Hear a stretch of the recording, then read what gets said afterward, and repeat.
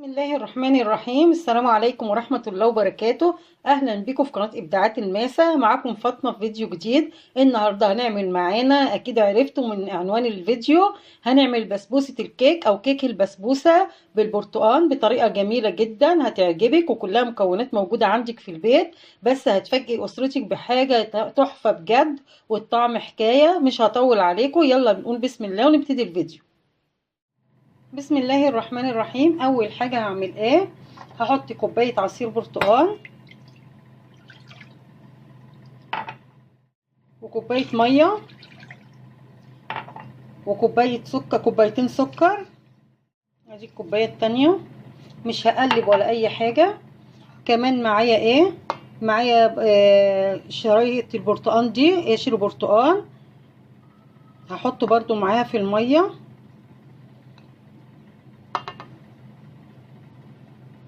وهروح على البوتاجاز بتاعي، هحط الشربات بتاعي زي ما هو كده، ولا هقلبه ولا اي حاجه. هسيب النار واطيه عليه، واول ما يغلي هرفع النار ويغلي لمده 5 دقايق.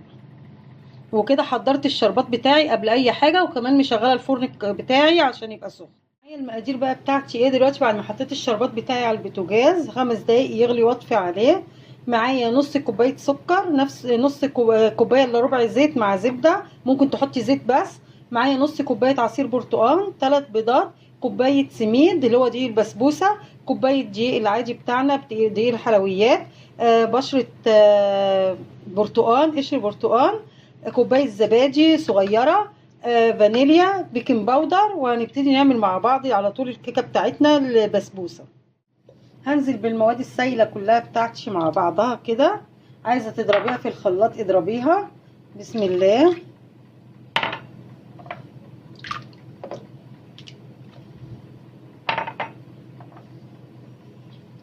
معاها السكر،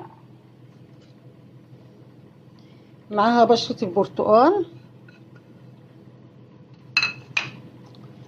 هحط برضو حبه فانيليا صغيرين خالص، انا ممكن البرتقال يخليني استغنى عن الفانيليا.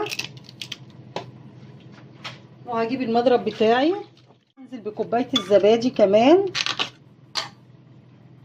بسم الله.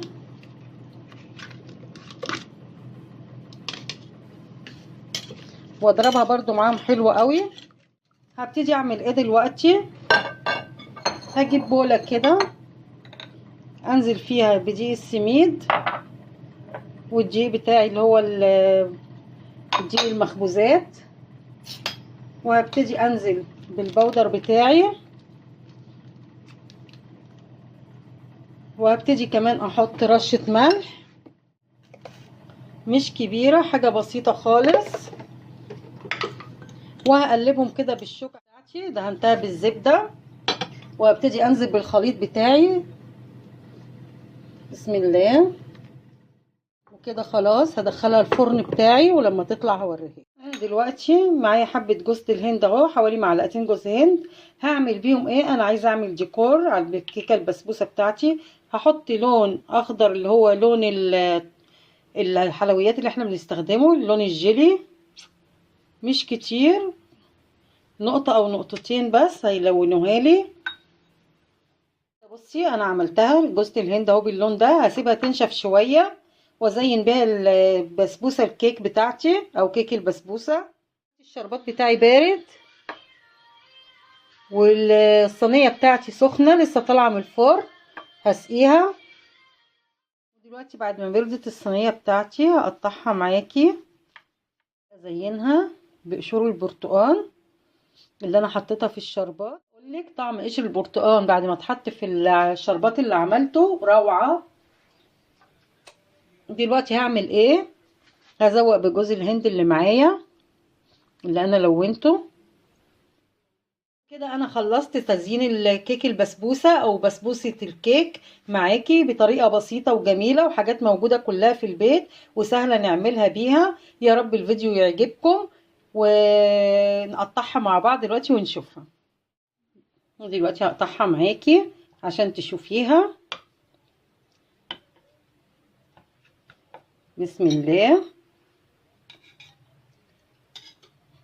بصي،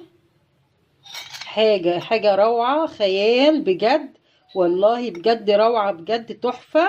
بصي، والطعم ما اقولكيش، عارفة طعم برتقان خليط مع البرتقان والكيك والبسبوسة، هتعجبك جدا جدا.